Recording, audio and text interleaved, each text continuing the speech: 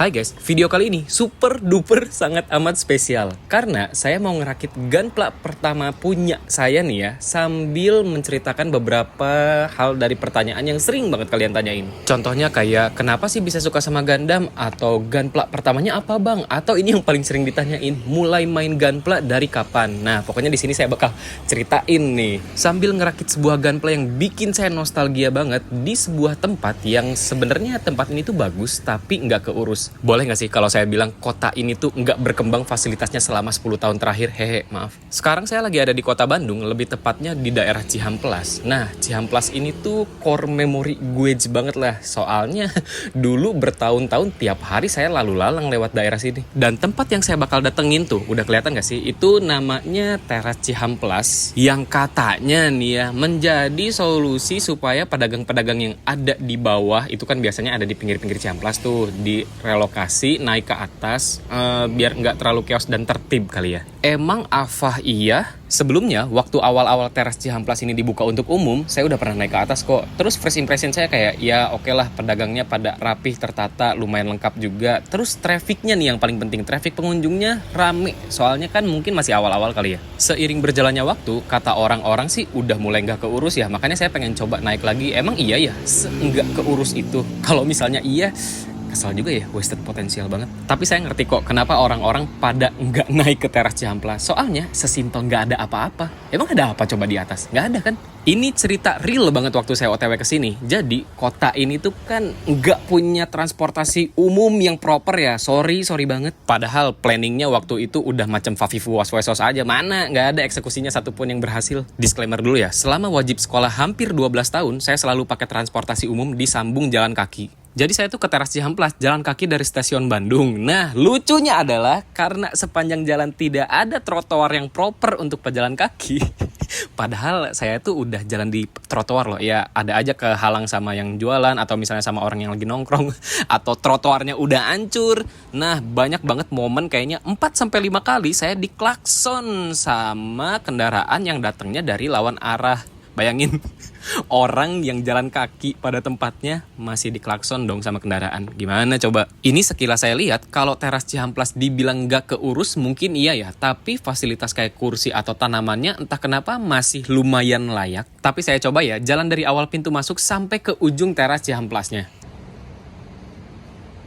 Sambil jawab pertanyaan pertama ya, kenapa sih suka sama Gundam? Jujur, dulu saya nggak pernah suka sama Gundam. Ini jawabannya lumayan konyol sih. Saya tuh kan anaknya Digimon banget ya. Jadi sebelum Digimon tayang itu ada Gundam Wing sama Detektif Conan. Nah, bocil yang udah bangun dari subuh, maksudnya kan pengennya tuh langsung nonton Digimon ya. Ini harus nonton Gundam sama Conan yang sorry ceritanya nggak jelas buat saya. Kan jadinya kesel gitu. Itu sebenarnya alasan saya nggak suka Gundam sama Conan tuh gara-gara itu doang, ganggu jam tayang Digimon yang nggak jadi lebih awal. Kalau udah gede mah dipikir-pikir jam tayang Digimon tuh bagus banget, lagi prime time. Dulu tuh Gundam Wing populer banget, bahkan bisa dibilang jadi salah satu ikon yang keren lah. Nggak bisa Gundam dijadiin bahan ledekan kayak sekarang, sorry banget. Di waktu itu ada tetangga saya yang udah agak gedean, dia tuh pamer kalau THR-nya habis dibeliin Gundam. Lucunya ya, entah kenapa ini saya bisa inget nama Gundam itu tuh. Jadi dia tuh ceritanya gini, THR-nya habis dibeliin Gundam bagus banget, namanya Talgis. Itu tuh bisa berubah jadi Talgis 1, Talgis 2, Talgis 3. Dan setelah gede, akhirnya tahulah Talgis yang dimaksud itu adalah Tolgis 3 1/100. Yang pasti harganya mahal banget kan di zaman itu. Dulu kalau mau tahu informasi anime itu kan pasti dari majalah ya. Dan majalah yang terkenal saat itu tuh Animonster. Nah, saudara saya ini selalu pasang poster-poster anime yang didapetin dari majalah itu. Bentar, iklan dulu. Ini ada sebuah lift yang sudah tidak berfungsi dan kayaknya tidak ada niatan buat dibenerin juga. Bentar, ini lucu juga. Jadi ada tangga kecil yang nyambung ke sebuah tempat makan, tapi kalau dilihat-lihat tempat makannya sih udah nggak beroperasi lagi ya. Maksudnya gini loh, kalau bikin tangga buat nyambungin ke bangunan seberang aja bisa, kenapa nggak sekalian niat bikin jembatan gede yang disambungin langsung ke mall yang ada di deket situ? Harusnya sih bikin Teras Cihamplas jadi lebih hidup ya. Kalian tahu gak sih, dulu tuh Cihamplas ya terkenalnya dengan patung-patung ikonik dari serial pop culture kayak Spider-Man, Rambo, Superman, Goku. Ini yang saya nggak ngerti lagi ya, selama 20 tahun terakhir tuh sekebayangnya saya ya, Cihamplas tuh harusnya nih ya, kalau misalnya beneran diniatin dan diurus semua tetek bengeknya, misal collab antara karakter-karakter tadi atau patung-patung yang udah ada jadi license gitu loh. Mungkin bakal cocok banget jadi tempat buat para entusiasnya pop culture ini berkegiatan. Ya sekarang udah ada sih Bandung Creative Hub yang katanya konsepnya tuh bisa dipakai buat ina inu, tapi kayaknya nggak terlalu berpengaruh banyak buat ngebantu para pekerja kreatif deh. Sorry banget ya kalau saya salah, tolong dikoreksi dengan keras. Nah ini nih yang menarik banget. Wede, ada waka-waka nih. Gak tahu dari kapan, anjing, kayak udah lama banget itu. Lucunya ya, di kolong tangga tuh real banyak banget sampah waka-waka dan minuman berbotol hijau lainnya. Ya itu udah statement tegas sih kalau teras Ciamplas ini emang gak keurus. Padahal bagus loh, bisa melihat pemandangan tata kota Bandung yang kayak Rio de Janeiro. Dah, lanjut cerita lagi. Jadi, poster yang dipasang sama saudara saya di kamarnya itu adalah Gundam Seed. Terus, jiwa bocil saya yang waktu itu sok tahu banget, sok pengen koreksi bilang kayak, ini salah ketik kali, harusnya Gundam Speed nggak sih? Sorry, iklan lagi, jangan lihat. Awal tahun 2003-an, Gundam Seed kan sebenarnya booming juga tuh. Cuma ya, gue yang masih bocil nggak peduli aja. Gundam tetap jelek. Bahkan di tahun itu tuh salah satu franchise ayam crispy asli Indonesia itu bikin menu anak-anak yang hadiahnya tuh ini Gundam Wing, itu Mobile Suit in Action tapi yang KW-nya lah. Dulu tuh dengan kesadaran penuh saya pilih Altron karena keren, ada tombak laser sama sayapnya. Cuma entah kenapa ya tetap nggak suka aja sama Gundam. Sekalian nyambung nih menjawab pertanyaan kedua. Mulai koleksi Gunpla dari kapan? Nah, ini awal-awal saya suka sama Gundam tuh gara-gara lebaran tahun 2004.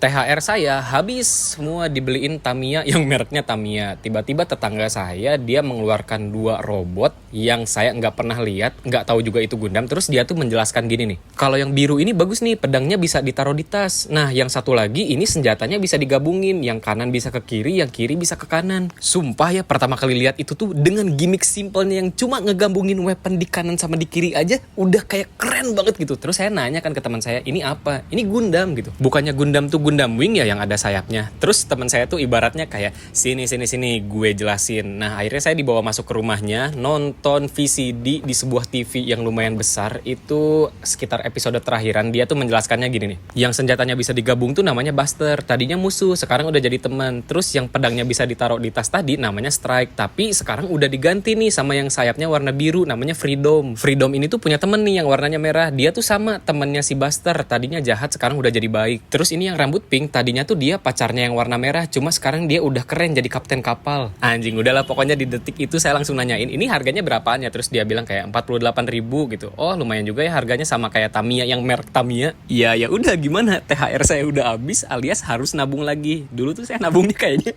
1.000 sehari deh. Real, itu pertama kalinya saya niat nabung buat beli mainan. Nih, di kotaknya ada tulisan kan 400 yen tuh. Berarti rate harga jual di hobby shop tuh dulu sekitar 120. Di mall bisa lebih mahal pokoknya. Pokoknya pas lagi nabung tuh terakhir saya inget ditambahin 10.000 sama ibu saya. Berarti saya nabung sekitar 30 hari kan. Bener tuh, berarti timeline-nya masuk sama pertama kali saya beli Gunpla ini. Menjawab pertanyaan terakhir nih, mulai dari kapan beli Gunpla? Jadi, pertama kali saya beli Gunpla itu tanggal 15 Desember tahun 2004. Buset, udah 20 tahun saya menggundam. Lucunya ya, waktu saya unboxing si 1/144 Buster ini langsung kayak ketembak feeling nostalgia yang ya meningkatkan dopamin kali. Pokoknya saya seneng banget lah nge-unboxing ini, terus kayak ngeliat lagi, oh iya ini manualnya ternyata ada di box. Terus pas dicium plastiknya kayak, anjing wangi Bandai banget. Ini saya bahas dulu nih, 1/144 Gundam Seed itu dulu pertama kali dia pakai polycaps yang bentuknya ball joint, yang sampai sekarang polycapsnya masih dipakai, atau bukan polycapsnya deh, si bentuk jointnya ya masih kepake sampai sekarang. Ibaratnya sekarang tuh kalian kalau beli Gunpla paling basic pasti HG kan, atau entry grade. Entry grade tuh kualitasnya udah setara HG loh. Bayangin dulu saya yang budgetnya seret banget sebagai bocil SD cuma bisa beli 1/144-nya yang kualitasnya ya mentok gitu doang kayak patung. Lucunya tuh gini, jadi kan saya nggak tahu ya kalau Gundam tuh ada berbagai macam jenis, kan taunya cuma yang diliatin tetangga saya doang. Terus bukalah majalah Animonster, ada Buster sama Astray Red Frame. Pokoknya di situ saya makin terkesima sama Buster karena ternyata bahunya itu bisa dibuka buat ngeluarin missile. Terus bertanyalah saya, yang ini kok bisa dibuka sementara mainan yang ini nggak bisa dibuka apa-apa? Kalau yang merah pedang samurai siapa nih? Bagus banget. Terus dia sedikit menjelaskan kalau Gundam tuh ada banyak jenisnya, ada yang kecil, ada yang sedang, ada yang gede banget. Nah yang sedang tuh namanya HG katanya, cuma harganya mahal sekitar 100 ribuan. Pertama kali saya tahu harganya 100 ribu aja saya sudah sadar dan mawas diri kok kalau itu tuh nggak akan bisa saya punya. Terus kalau misalnya banyak banget orang yang suka Astray atau Wing Zero atau apa Freedom kayak itu tuh bukan berarti seleranya basic ya, bisa sih dibilang selera basic, cuma intinya adalah Gundam ini tuh memang desainnya udah keren dari sananya yang bisa bikin pandangan pertama tuh kayak wah anjing keren banget, ini apaan nih gitu. Ya pasti Astray, kalau enggak Freedom, kalau enggak Wing Zero Custom. Ya tambahlah Barbatos. Terus setelah beli VCD Gundam situ jadi tahu kan ada Forbidden, Raider, Calamity, terus ada Freedom, Justice. Nah favorit saya itu tuh adalah Forbidden sama Freedom. Sebagai bocil pasti pengen dong beli HG-nya karena udah tahu kan kualitasnya lebih bagus. Tapi ya again cuma mampu beli satu per satu 4-4-nya doang. Jadi kalau Buster itu harganya tadi 48.000, Forbidden, Raider, Calamity dan lain-lain itu harganya 80.000, buset hampir 2 kali lipatnya kan. Terus tahu nggak harga HG-nya berapa? Jadi ini saya nggak tahu ya apakah tahun 2004 itu masih terpengaruh sama krisis moneter 98, tapi harga HG-nya lumayan bombastis. Si Freedom sama Forbidden itu harganya 249.000. Tapi kalau dipikir-pikir, ya itu tuh harganya hampir setara kayak harga mall sekarang. Misalnya kalau di mall itu rate harganya kurang lebih kali 200, 220, sedangkan di hobby shop bisa dapat 150-an. Tapi enggak juga sih, soalnya setahun kemudian saya berhasil dibeliin HG Buster, itu harganya cuma 130.000, berarti rate kali 130 kan. Itu beli di mall loh. Ya makanya nggak tahu kenapa si Forbidden sama Freedom ini harganya bisa mahal banget. Lucunya lagi ya, teman saya kan sunatan, terus ya biasalah saya meracuni kelas saya sama Gundam. Akhirnya teman saya ini beli Freedom yang tadi saya bilang harganya 250.000. Nah saya baru bisa dan ngebela-belain beli Forbidden ini waktu tahun 2006 setelah barang yang sama itu diskon 50%. Koleksi 1/144 Gundam Seed saya bisa dibilang lengkap lah ya. Pokoknya baru sekitar akhir tahun 2005 itu saya baru tahu kalau misalnya harga hobby shop itu beda sama harga ya toko lain lah. Yang bikin melotot tuh waktu 1/144 seri Gundam Seed ini di reissue di hobby shop yang tadi saya bilang, itu kan jadi ada strike biasa, duel sama Astray Red Frame. Harga yennya kan murah ya, cuma 300 yenan gitu. Terus pas saya tanya harganya berapa, dijawabnya 30.000, kan lumayan towewewe juga ya. Apalagi di toko itu tuh dulu banyak banget kok yang rate-nya kali 100. Bahkan nih ya, HG Destiny aja dulu yang masih anget banget akhir tahun 2005-an masuk Indonesia, itu saya dapatnya 165.000 doang. Sekarang hobby shopnya udah nggak ada, tapi ntar lah bakal saya ceritain kalau ada kesempatan ya. Pokoknya di hobby shop itu tuh cepet banget masukin barangnya, kayak sebulan lah udah masuk sini. Bahkan bisa 3 minggu doang. Kalau zaman dulu normalnya ya, tiap ada barang rilis tuh sebulan kemudian baru nyampe Indo. Makanya dulu kalau ada hobby shop yang masukin barangnya cepet banget tapi harganya relatif lebih mahal, ya wajar-wajar aja. Orang itu namanya fast shipping, biasanya ya lewat udara. Fast shipping tuh maksimal 2 minggu lah. Lebih dari itu biasanya dijual dengan harga normal loh ya. Ini ada cerita menarik tentang fast shipping. Jadi tahun 2006 tuh liburan kenaikan kelas, berarti sekitar bulan apa? Juli ya. Itu tuh saya ke Jakarta, terus nemu sebuah hobby shop, terus masuk lah ya, dan melotot gara-gara di lantainya tuh ada HG Gundam Seed paling baru. Coba tebak dulu apa? Pokoknya itu tuh seri paling baru dari Gundam Seed. Saya tuh tahu berita atau infonya ini gara-gara beli HG Akatsuki. Kalau nggak salah flyernya ada di situ deh. Bakal ada seri Gundam baru namanya Gundam Seed Stargazer. Dulu mana tahu lah itu nama Gundamnya apa, cuma tahu judulnya doang, kan ada tulisannya tuh Gundam Seed Stargazer. Oh ternyata pas di hobby shop itu baru tahu namanya adalah Strike Noir Gundam. Ya sebagai bocil excited parah lah nemu barang yang nggak pernah dia lihat. Terus saya nanya kan harganya berapa, kok ini berapa? Dijawabnya tahu nggak berapa? 290.000. Bejrot, mahal banget, itu mah udah jelas nggak akan dibeliin lah. Ingat banget lah, pokoknya barang paling barunya tuh ada HG Strike Noir, 1/100 Legend sama 1/100 Infinite Justice. Di tumpukan itu tuh ada beberapa barang yang saya tahu lah harganya. Contohnya kayak HG Miguel's Jin. Itu kan kalau di Bandung tuh sekitar 110 sampai 130.000. Pas saya tanya di situ harganya 150.000. Akhir ceritanya saya nggak beli Strike Noir, terus di sepanjang jalan tuh menahan nangis.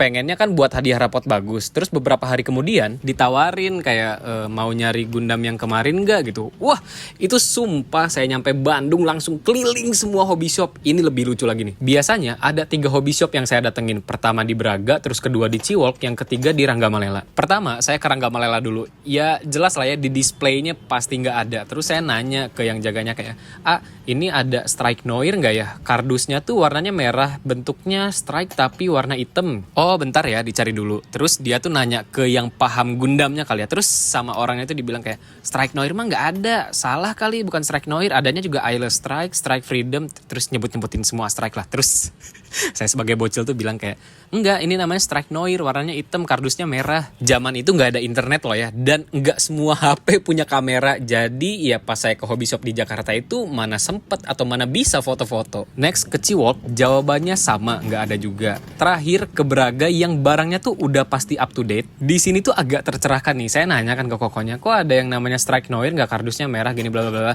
Terus sama si kokonya dijawab kayak, oh yang itu ya, barangnya belum dateng, nanti kayaknya bulan depan. Anjir, akhirnya ada jawaban yang jelas juga. Pokoknya dulu tuh saya lumayan sedikit annoying.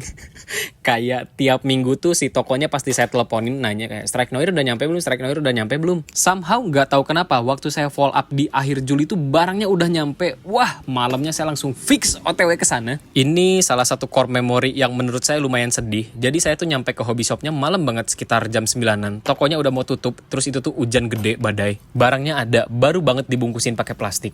Jadi, ciri khasnya hobby shop itu tuh setiap gunpla-nya pasti dibungkusin pakai plastik rapih banget. Terus sebelum beli tuh dibuka dulu plastik bagian bawahnya pakai cutter, diambil manualnya, terus dibuka, diceklistin setiap runner yang ada di situ. Terus pas di akhir tuh kayak bilang, ini udah komplit semua ya partsnya. Terus setiap pembelian kelipatan 50.000 tuh dikasih stem. Kalau stemnya udah 10 buat gunpla nih ya, bisa ditukar jadi diskon 10%. Pokoknya saya punya satu kartu yang udah komplit lah stemnya, jadi ditukar, dan harga Strike Noir-nya itu 165.000 plus diskon 10%, jadi kurang dari 150.000 lah ya. Terus si kokonya nanya kayak, ini kan yang dicari tuh Strike Noir yang ini? Iya kok, benar gitu. Ya udah deh, dikurangin lagi harganya jadi 140.000 aja. Dibonusin lagi, yang stemnya harusnya dapat 3, ini jadi dapat 6. Seneng banget lah punya gunpla paling baru, apalagi first batch-nya Strike Noir itu dikasih DVD. DVD-nya sebenarnya nggak terlalu jelas, isinya tuh cuma barang-barang yang bakal dirilis sama Bandai, kayak MGF91, terus figurnya Zegok sama HG Verde Buster, terus ada trailernya Gundam Seed Stargazer. Ya pokoknya gitulah, jadi berasa paling lebih tahu daripada orang lain. Seingat saya ya, terakhir kali saya diladenin sama kokonya tuh tanggal 24 Desember 2006 waktu beli HG Stargazer. Selanjutnya saya selalu beli di situ kok sampai Double O season 1 beres. Dan saya baru tahu infonya kalau kokonya udah meninggal tuh tahun 2014. Gunpla yang saya beli di situ semuanya masih ada sampai sekarang. Kalau kalian pengen tahu jumlah gunpla saya ada berapa, jujur nggak tahu, nggak ngitung. Tapi sebagai anak kecil ini ada cara lucu saya menghitung gunpla. Kalau saya lagi mode nyantai, mode nyantai nggak tuh? Jadi ngitung gunplanya tuh per box, ngerti nggak sih? Misal nih ya, ada Giant Arms plus Exia gitu. Nah itu tuh saya hitungnya 1 Gundam. Katakanlah total jadi 50 gunpla gitu. Tapi kalau lagi mode egoisto, itu tuh semua Gundamnya kecil-kecil beneran saya hitung jadi per 1 pieces. Itu mode caper lah, bocil namanya juga udah tidak untuk ditiru. Jadi kayak saya beli Gashapon hitungannya 1, terus GN Arms tadi hitungannya 2, soalnya pesawat gedenya 1, Gundamnya 1. BB Sensi Striker Weapon System juga saya hitungannya 2, tuh ada Skygraspernya 1 sama Strike-nya 1. Gundam dari abang-abangan juga saya hitung semuanya, yang pokoknya kalau ditanya nih ya, punya berapa Gundamnya gitu, saya jawab ada 100. Selama 20 tahun ini, yang paling kerasa buat saya waktu punya mindset jadi content creator. Sekalian bahas bonus question yang pasti kalian pengen tahu kan jawabannya.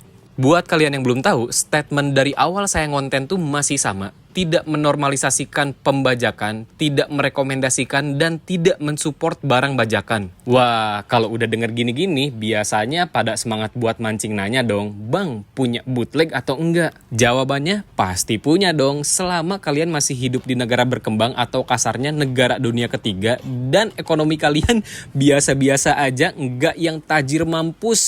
Kita batasin dulu deh, kaya atau tajir ini tuh gimana? Tajir itu ketika kalian masuk ke toko mainan, terus nunjuk pengen mainan ini dan dibeliin sama orang tua kalian. Nggak pakai diceramahin, dimarahin, dibanding-bandingin. Kalau beli, ya udah aja beli pure untuk kesenangan anaknya semata. Terus apa sih yang mempengaruhi mindset saya sampai bisa bikin statement kayak tadi? Pertama, saya udah sok-sokan jadi konten kreator yang mungkin kecil atau besarnya bisa mempengaruhi banyak orang di kemudian hari. Ketika konten kreator udah bisa menginfluence minimal subscriber atau followernya, di situ secara tidak langsung ada bentuk tanggung jawab kan. Kedua, lingkungan sekitar saya akhir-akhir ini udah pada melek sama intellectual property. Kalau di Twitter, orang-orang pada mau nonton anime tuh sekarang udah diarahkan ke legal streaming service. Atau yang sering saya lihat, banyak banget kekhawatiran orang-orang ketika mereka mau beli Nendoroid itu barangnya asli atau palsu. Notabene, mereka-mereka ini yang saya lihat itu umurnya ya masih umuran sekolah lah. Tapi ketika mereka tuh terlihat nggak ada yang mendisrespect. Contohnya kayak,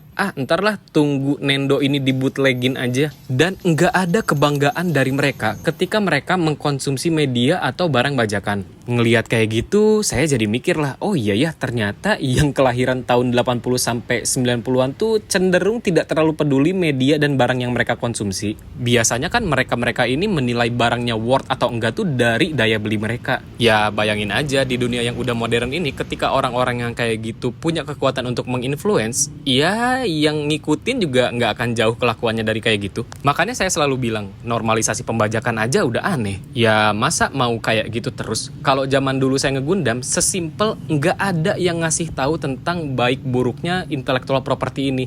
Pun kalau ada, itu tuh dianggapnya udah elitis. Wah, elitis nih, si paling bandai, gini-gini.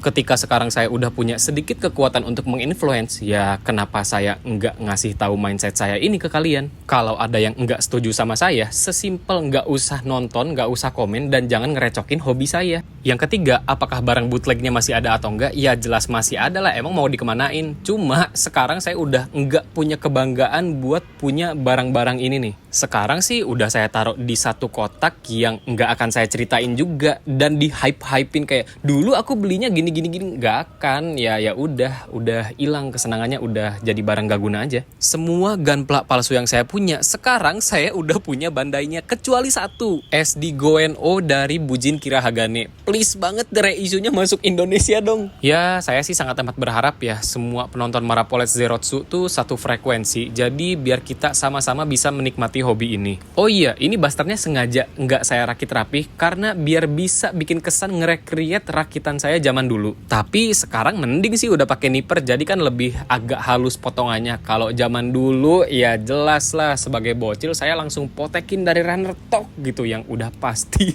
Noobmartnya tuh bocel gede kan. First impressionnya saya ngerakit gunpla bisa dibilang lumayan mind blowing. Soalnya nggak pernah kan ngerakit robot-robotan kayak gini sendiri terus ngelihat instruksi manual dan lain-lainnya. Kalau rakit-rakit ya pernah lah kayak rakit Tamiya, Crash Gear, Beyblade, atau yang paling mendekati robot kayaknya Medabot deh dulu. Cuma Medabot tuh kan udah ada frame-nya yang armornya tuh tinggal ditempel-tempelin, dan entah kenapa dulu saya nggak lihat manualnya tapi Medabotnya bisa jadi. Ya namanya bocil nggak terlalu bisa ngelihat perbedaan kan. Contohnya kayak kenapa dagunya Buster ini kok kayak polos ya atau misalnya kok tanduknya ini kayak ada yang beda. Kayak ada yang beda apa ya, tapi nggak tahu. Ya ternyata emang beda warnanya atau istilah kegundamannya tuh banyak miscolor. Contohnya kayak tadi dagunya harusnya warna hijau, terus frame-nya harusnya warna abu-abu, tanduknya harusnya warna putih nggak merah dan lain-lain. Anjir sumpah, 1/144 Buster ini keren banget. Dan ini tuh dia yang tangannya bengkok sendiri loh, yang lainnya kan pada lurus ya. Sebenarnya dulu waktu nonton animenya agak aneh juga, kok si Buster ini megang senjatanya kayak gini ya. Perasaan di anime itu kayak gitu. Terus pas punya HG-nya, oh ternyata megangnya nggak kayak gini ya, kayak gitu. Terus colokan-colokan senjata di 1/144 ini tuh kan kecil banget ya. Entah kenapa dulu saya bawa Buster ini buat karya wisata ke Museum Pos. Saya taruh Buster ini di saku, naik angkot, terus dimainin weaponnya yang digabung-gabungin. Hasilnya kalian tahu apa? Partnya pada patah-patah dan satu weaponnya hilang jatuh di jalan. Goblok emang. Ini sebuah gimmick sederhana yang menurut saya keren banget dan sampai sekarang bikin saya sold sama Gundam atau Gunpla. Jangan salah loh, Buster tuh singkatan bro. B-nya tuh best, R-nya tuh rekomen, terus kalau dibalikin RB rekomen banget. Buster tuh bagus bro, mau di mana-mana 1/1 4/4-nya bagus, weaponnya bisa digabungin, HG-nya pertama kali HG Gundam Seed yang bisa ngangkang 1/100-nya bagus, MG-nya bagus. Kalau ada SD Buster itu udah jelas bagus banget, cuma entah kenapa yang dibikin malah Verde Buster anjing. Lupa ada yang belum diceritain. Jadi Buster ini tuh pertama kali saya beli di toko hobi yang ada di Rangga Malela. Dago atau Rangga Malela tuh tempat anak gaul banget lah, terutama itu bundaran Circle K-nya. Jadi pertama kali saya beli Gundam tuh ya ngerasanya kayak keren aja gitu. Weh, anak gaul Bandung. Belinya di mana? Di Rangga Malela gitu. Rangga Malela tempat nongkrong anak gaul Bandung. Tiap kali ada yang nanya tuh ya pasti saya jawabnya dengan bangga gitu, kayak iya kemarin ini beli di Rangga Malela sama om naik mobil keliling-keliling Bandung. Wede, keren gak tuh? Mana di tahun itu tuh Ariel Peter Pan lagi diliput sama tabloid dan dia ngeliatin koleksi Gundam Seed-nya. Yang bikin saya melotot tuh dia punya Launcher Strike, Sword Strike, sama Freedom 1/100. Ya seperti yang dulu udah pernah saya bahas di akun TikTok saya yang udah hilang, kalau Ariel tuh satu-satunya orang yang bisa bikin Gundam image-nya tuh jadi keren. Tapi bolehlah sekarang saya serius nanya, apakah kalau kalian nonton konten Marapoles Zerotsu tuh berasanya kalau Gundam atau Gunpla ini tuh keren banget atau kayak ya wibu gitu ya, gimana kesannya menurut kalian? Jadi inti dari cerita saya kali ini adalah, bentar, ini saya mau sok-sokan deep dulu nih. Emang beberapa hal mungkin nggak berubah, contohnya kayak kenangan, terus bentuk dari gunpla pertama yang saya pegang, dan kota ini juga yang nggak berubah selama 10 tahun terakhir. Tentu in a bad way, tapi manusia bisa berubah kok, entah itu lebih baik atau lebih buruk. Misal kalian nggak suka sama tempat tinggal atau daerah yang sedang kalian pijaki, kalian bisa pindah kok. Sama lah, saya juga sedang berusaha menjadi sesuatu yang lebih baik. Doain aja ya, semoga semuanya lancar. Dan saya juga bakal balik doain kalian kok. Selama kalian tidak cringe, tidak caper, tidak annoying, ya bolehlah kita doa bareng-bareng. Semoga semuanya diberikan kesehatan dan sukses-sukses ya, amin. Terima kasih banyak yang udah nonton video ini sampai akhir. Sampai jumpa di video berikutnya. Dadah.